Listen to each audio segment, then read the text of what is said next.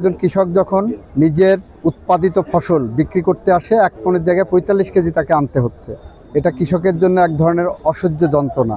সমস্ত সিন্ডিকেট ভেঙে সমস্ত সেক্টরের আমরা প্রান্তিক কৃষক যাতে লাভবান হয় সেদিকে এগিয়ে যাব।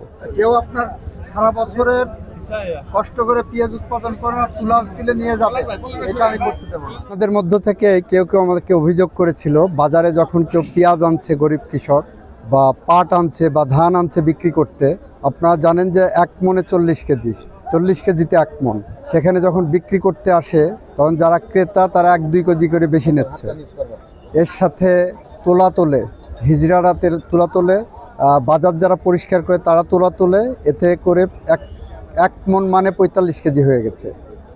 অর্থাৎ একজন কৃষক যখন নিজের উৎপাদিত ফসল বিক্রি করতে আসে 1 মণের জায়গায় 45 কেজি তাকে আনতে হচ্ছে। এটা কৃষকের জন্য এক ধরনের অসহ্য যন্ত্রণা। এটা যখন আমার কানে আসে আমি সাথে সাথে প্রশাসনকে বলেছি মোবাইল কোর্টের মাধ্যমে দায়ীদের বিরুদ্ধে ব্যবস্থা নিতে। ইতিমধ্যে ব্যবস্থা নেওয়া হয়েছে। একজনকে জরিমানা করা হয়েছে, 2 জনকে জরিমানা করা হয়েছে, একজনকে জেল দেওয়া হয়েছে। লোডশেডিং কিংবা ঘরের বাইরের তীব্র গরমে ওয়ালটন রিচার্জেবল ফ্যান থাকলে থাকবে শুধু বাতাস আর বাতাস।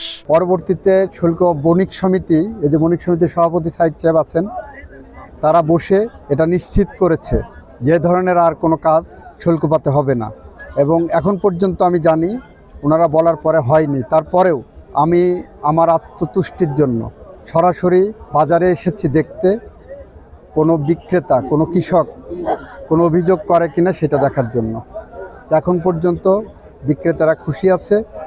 তবে কেউ বলছে যারা ক্রয় করে এগুলো তারা একটা সিন্ডিকেট করে তারা কিনবে না বলে সিদ্ধান্ত নিয়েছে। তো আমরা 1 সপ্তাহ দেখব, 2 সপ্তাহ দেখব, তারপরে তারা না কিনলে বিকল্প ব্যবসায় এখানে তৈরি হবে।